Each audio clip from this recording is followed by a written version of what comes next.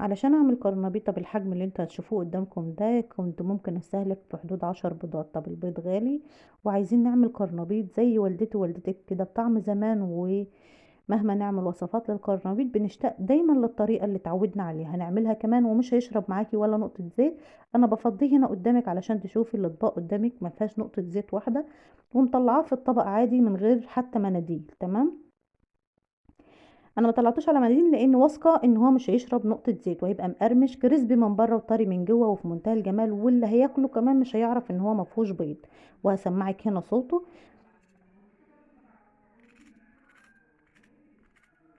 مقرمش جدا وجميل جدا ولذيذ قوي، واولادك كده هتخطفوا خطف. يعني انا هنا كمان ما سمعتكيش الصوت قوي علشان اولادي كانوا مدخلوا وعملوا صوت فكتمت هنا الصوت. تمام. سلق الكرنبيط العادي اللي احنا متعودين عليه، نسمي الله كده ونصلي على رسولنا الكريم ونشوف وصفتنا النهارده. بسيطة جدا وسهلة جدا، وفي دقايق كده هتكوني محضرة. تمام. الكرنبيط اليومين دولت مال السوق، اسعاره بقت حلوة جدا وفي منتهى الجمال. ممكن كمان تخزنيه وتخزينه جميل جدا. كل اللي هتضيفيه على المية اللي احنا حاطينها معلقة سكر واحدة. تمام. وتخزنيه برضو، وان شاء الله هخزنه معاكم وهنعمله في تفريزات رمضان ان شاء الله. الوقت نشوف بقى سلقنا ازاي. كرنبيط ميه على البوتاجاز فيها معلقه ملح وفيها معلقه كمون. تمام. غلت معانا، نزلت الكرنبيط بالظبط كده. يعني ما تطوليش على الكرنبيط، بيتسلق بسرعه. تمام. يعني في حدود كده من 5 6 7 دقايق كده هيستوي معاكي. اهم حاجه تيجي كده في العنقود بتاعه وتشوفيه كده، هتلاقيه استوى. يبقى كده تمام. هتطلعيه على صينيه كده او مصفى يبرد معاكي تماما، نبتدي نعمل الخلطه بتاعته الجميله جدا. هستخدم النهارده ميه، يعني كمان الكرنبيط بتاعنا النهارده هيبقى صيامي لاخواتنا كده، يقدروا ان هم يستخدموه ويبقى في منتهى الجمال. حطيت هنا ايه؟ حطيت كده كوبايتين من الميه على حجم الكرنبيط اللي معايا، كمون وكزبره اساسي، معلقه هريسه من الشطه، ومعلقه توم مفروم كده. تمام. والثوم هنا لونه غامق معايا شويه عشان كان زي ما قلت لكم ان ده توم كان عليه هريسه. حطيت الخضره بتاعتي وظبطت الملح، وحطيت هنا كوبايتين دقيق. تمام. على الخلطه اللي معايا دي. السر بقى هنا كله في معلقتين النشا دول. معلقتين النشا دولت معلقتين كبار كده هرميين، ما تستغنيش عليهم بالمعلقه الكبيره، اوعي تستغنى عنهم خالص، علشان خاطر هما دولت اللي مش هيخلوا معاكي الكرنبيط يشرب زيت نهائي، وهيخلوه كريسبي كمان ومقرمش كده وفي منتهى الجمال. تمام.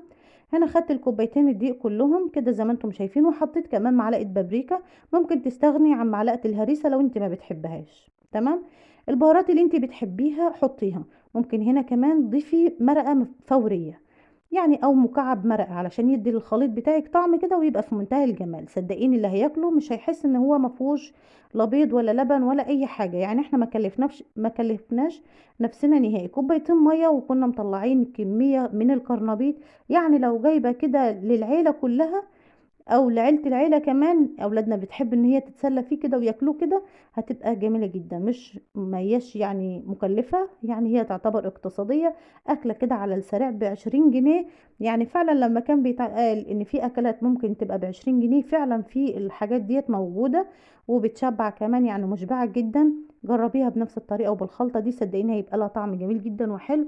وزي ما قلت لك، يعني هم هيتفاجئوا بالفيديو انه الكرنبيط اللي طلبوه مني كلوه، والله العظيم ما حطيت فيه بيض نهائي. وهم لغايه دلوقتي ما اكتشفوش ان الكرنبيط ما فيهوش بيض. يعني هم يكتشفوا دلوقتي، لان انا شاريه قدامهم البيض وجايبه قدامهم البيض وعشان اعمل لهم كرنبيط، بس عملته كمان علشان ينفع لاخواتنا كمان اللي بيحبوا من الاكل الصيامي من غير بيض ومن غير لبن. فالوصفة دي جميلة جدا.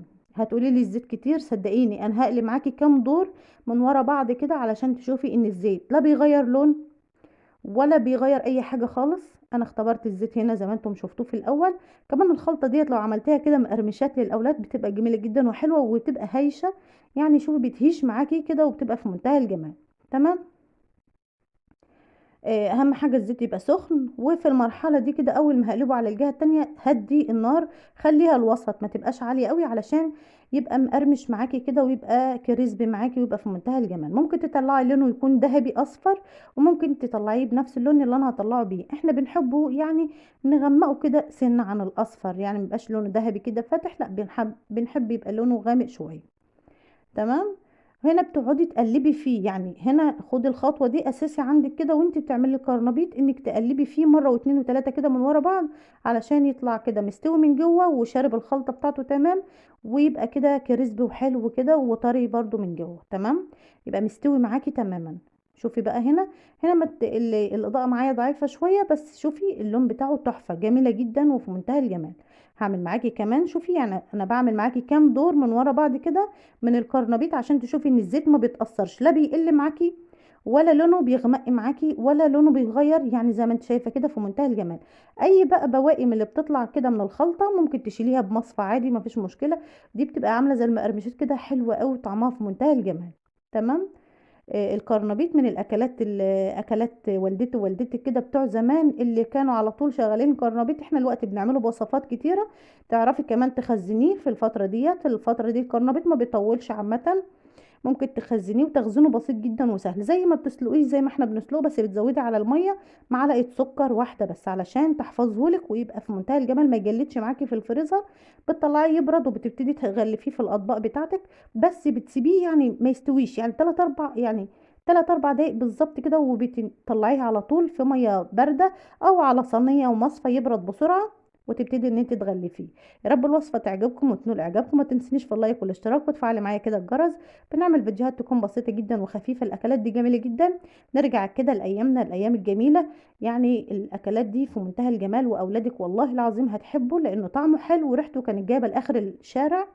انا بوريكي هنا الاطباق نظيفه جدا، ما فيهاش اي نقطه زيت خالص، ما بيشربش زيت، كميه الزيت زي ما هي. انا لسه معايا كمان دور بقليه دلوقتي، بس الدور ده اللي انا بحبه جدا، الحاجات الصغيره كده، والقرص الاخير اللي بيبقى في قلب الطبق ده ما بنستغناش عنه.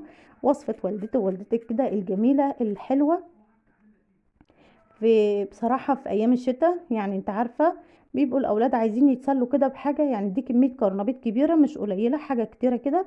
شوفي بقى لو عندك وقت تقدري ان انت تعمليه كده حاجات صغيرة كده لأولادك، بيبقى جميل جدا وشكله في منتهى الجمال، بصراحة في منتهى الجمال. ده القرص الأخير اللي اتبقى معايا كده فعملته برضو، ما بتستغنيش عن القرص ده لأن كنا بنخطفه من بعض كده. افتكري الايام ديت، الايام دي جميله جدا وحلوه، وفكري اولادك كده بها، خلي عندهم ذكريات تبقى حلوه. الاكل مش يعني مش ان الاكل اللي هو اللي هيفكرهم بالذكريات ولا حاجه، بس في حاجات كده لما بتيجي لوقتها بتفتكري ذكريات كده مع ايام الطفوله، بتبقى حلوه قوي وجميله جدا.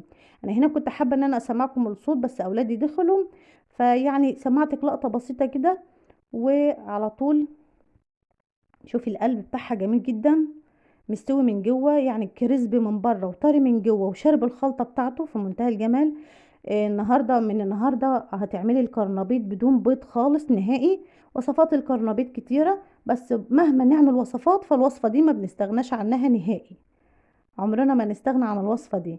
يا رب الفيديو يعجبكم واشوفكم في رعايه الله وحفظه في امان، والسلام عليكم ورحمه الله وبركاته.